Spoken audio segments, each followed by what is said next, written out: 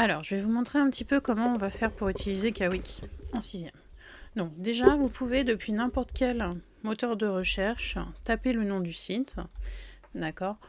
Soit vous pouvez passer par le lien que je vais vous envoyer, soit vous tapez, vous voyez le nom dans un moteur de recherche et vous cherchez celui qui s'appelle www.kahoot.fr. Voilà.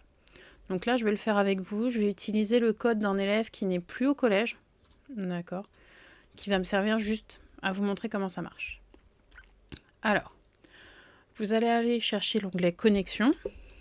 L'identifiant, c'est celui que je vous ai donné. Souvent, il est conçu avec l'initiale de votre prénom, votre nom, et parfois des chiffres s'il y a plusieurs homonymes.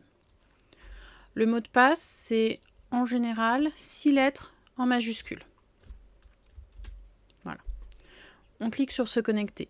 Je rappelle, en fait, ça, c'est un site qui fonctionne aussi bien sur tablette que sur smartphone. Donc, vous n'êtes pas obligé de le faire avec un PC. Alors, ça se présente comme ça. Les devoirs, c'est ce que moi, je vais vous donner. D'accord ? Je vais créer des devoirs. D'accord ? Vous aurez ici les informations et vous avez accès aux anciens devoirs. D'accord ? Par exemple, là, vous voyez interro calcul littéral. C'est un devoir qui est fait en temps limité, c'est-à-dire que quand vous commencez l'exercice, vous avez un chronomètre qui se lance pour le faire. Les questions sont dans un ordre aléatoire, c'est-à-dire que si vous recommencez, les questions ne seront pas données dans le même ordre. Donc ça évite d'apprendre par cœur, mais ça vous force à bien comprendre ce que vous faites. Et là, il y a 3 tentatives, c'est-à-dire que cet exercice, vous pouvez le faire seulement 3 fois. Il y a aussi ce que j'appelle les devoirs différenciés. Donc les devoirs différenciés, ce sont des questions qui portent sur ce que vous n'arrivez pas à faire. Donc vous n'aurez pas le même devoir qu'un autre élève de la classe ou autre, puisque ça va dépendre de vos difficultés, vos facilités. D'accord ? C'est créé vraiment pour vous faire travailler vos points faibles. On va prendre un exercice au hasard, on va prendre ce devoir-là. Donc ce devoir-là. Vous voyez, bon là le devoir est terminé. Vous ne savez pas qui sont les autres élèves. D'accord ? Vous avez accès à des notes, mais vous ne savez pas qui ils sont. Ce qui compte, en fait, c'est pas tellement les notes des autres, en fait, c'est surtout la vôtre. Sachant que le logiciel ne retiendra que la meilleure note. D'accord ? Il ne retient à chaque fois que la meilleure.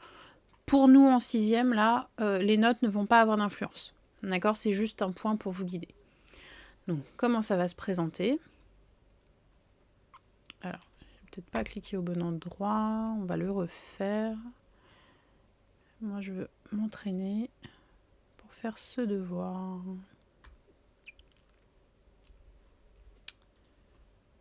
Voilà. Ça se présente comme ça. Vous avez ici la liste des exercices qui vont être faits. D'accord ? On vous pose la question, l'exercice, et vous répondez dans ces petites barres. Sachant que pour ceux qui sont sur smartphone ou sur tablette, vous pouvez utiliser l'icône ici clavier et ça vous permettra de remplir les différentes choses. Donc en particulier pour vous, ça va vous permettre d'écrire des symboles divisés, des multiplications, des parenthèses. Voilà. Vous validez. Si vous vous êtes trompé, ça vous ouvre un QCM. Vous gagnez moins de points, mais vous pouvez essayer de donner une réponse. Donc par exemple au hasard, je mets ça, je valide. Il me dit que c'est faux. Donc je n'aurai pas les points, mais il m'indique quelle est la bonne réponse. Je peux utiliser l'aide pour poser une question au professeur si besoin. Je fais suivant. Quand je clique sur suivant, ça passe automatiquement au suivant de la liste. Mais je peux tout à fait dire non, moi je vais faire celui-là. Voilà, cet exercice-là, je veux le faire. Et puis finalement, non, j'y arrive pas, je vais faire celui-là. Et lorsque je relancerai le travail, il ne sera pas donné dans le même ordre. D'accord ? C'est parce que c'est en aléatoire. Voilà. Et vous pouvez recommencer le devoir autant de fois que vous voulez. Ok ? Ça va juste vous afficher les mêmes idées de questions, mais avec des valeurs différentes. Voilà. Donc, à chaque fois, vous avez accès à toute la classe, mais si vous le voulez, vous ne pouvez dire que, que mes réponses. Et voir mon évolution. D'accord ? Donc ça, c'est comment ça fonctionne. Ensuite, vous avez accès aux cours. Donc, vous avez un onglet cours là-haut, dans lequel vous avez tous les chapitres de 6e d'après le BO, d'après le bulletin officiel. Donc, par exemple, vous pourriez vous dire « Ah, je suis pas très sûre de moi sur les périmètres, donc je veux travailler les périmètres. » Donc, je vais le chercher et ça va me donner le cours, un cours en tout cas, d'un périmètre. Donc, vous voyez, des définitions, des exemples, etc. Ça peut être bien parce que ça vous montre une autre version du cours, donc c'est intéressant de le retrouver. Donc là, vous avez un exercice détaillé, d'accord? On vous explique comment faire pour calculer le périmètre. Et ensuite, vous avez une petite application pour vérifier si vous avez bien compris comment ça fonctionnait. Ce n'est pas noté, c'est juste pour vous, d'accord? Donc ça, ce sont les points de cours. Ensuite, vous pouvez prendre la partie « S'entraîner ». Donc, s'entraîner, c'est prendre des exercices libres et dire « Oh bah tiens, j'ai bien envie de m'entraîner sur les multiplications. » Voilà, donc je vais faire du calcul mental et je vais m'entraîner à faire des multiplications. Donc voilà, j'ai envie de faire ça. Donc 4 fois 25, ça fait 100. 11 fois 100, ça fait 1100. Voilà, suivant. Et ça va me donner comme ça plein de petits exercices pour m'entraîner à faire ça. Donc ça peut être bien pour ceux qui ont déjà fait tous leurs travaux à rendre sur le NT et qui veulent travailler de leur côté. Vous avez, ça c'est nouveau, ce qu'on appelle les défis. Alors, les défis, c'est tout nouveau, je ne les connais pas. D'accord, ça date de cette année. Donc, en gros, je crois que vous défiez les gens de votre classe. En fait, vous les faites et ça peut proposer un classement à la fin sur les élèves de votre classe.